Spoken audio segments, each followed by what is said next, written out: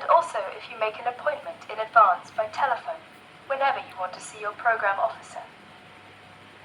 If your base is to be outside London, you will be given instructions about reaching your destination. Please follow these carefully, and again, keep a note of them in your diary. You should never carry large sums of cash, of whatever currency, on your person. If you bring money to Britain, you should deposit it in a bank at the earliest opportunity, or have it converted into traveller's cheques and put any other valuables in a safe place. Be on the lookout for pickpockets, especially in crowded streets and at underground stations. Carry valuables in an inside pocket or a firmly closed handbag. Never leave a jacket, bag, or case lying about unattended in public places such as shops, restaurants, buses, or trains. Hotels and hostels usually display a notice disclaiming responsibility for the loss of money and valuables that are left in rooms. It is in your interest to leave valuables and large amounts of currency with the hotel or hostel management and obtain a receipt for deposited items. As in many other countries, there are various systems of shopping, and for your own peace of mind, you should be quite sure you understand the system of payment when making your purchases. The following notes may be helpful. If the shop provides baskets or trolleys, put your purchases in them, never in your own pockets or shopping bag.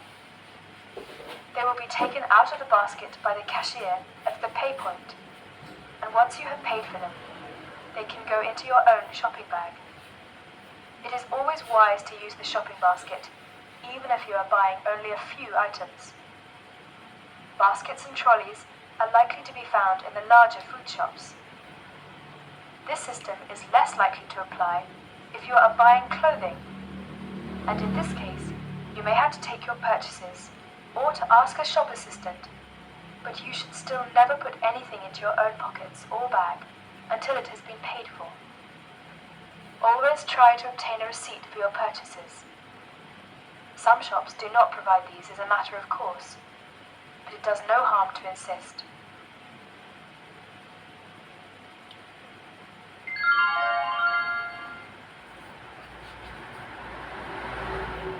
Listening activity number 11. You will hear an interview between a reporter and an officer from the British Council. As you listen, fill in the gaps and answer the following questions. In recent years, more and more foreign students have been coming to the UK to study. But when they first arrive, many students are unsure of the formalities they have to follow and even where to go for help. So we have Alan McLean from the British Council here today to offer some advice. Alan, first of all, where do overseas students get help when they have problems at college? Well, the Welfare Office of the Student Union can provide students with information and advice on all aspects of college life and living in the UK. College will also have a counsellor for overseas students who will specifically look after the interest of foreign students. They can also put you in touch with overseas student societies and organisations, which are often run by overseas students. So, as you can see, there's quite an extensive support service for the students, and new arrivals shouldn't feel they have to tackle problems alone. Indeed. So what formalities should students coming from abroad complete upon first arriving? One important thing is to register with the police. The stamp, which will have been put in the student passport by the immigration officer, indicates whether or not they are required to register with the police. If you are from the European Community or the Commonwealth, or if you intend to stay in the United Kingdom for less than 6 months, you should not have to register with the police. So not all overseas students have to register with the police, but if you are not from an EEC or Commonwealth country, presumably you must register. That's right.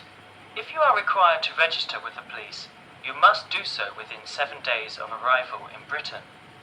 You must also inform the police every time you change your address while you are in the United Kingdom. And what do you have to bring for Passport-size photograph? You will need to take your passport, of course, and 2 passport-size photographs of yourself. If you are living in London, you should go to 10 Lambs Conduit Street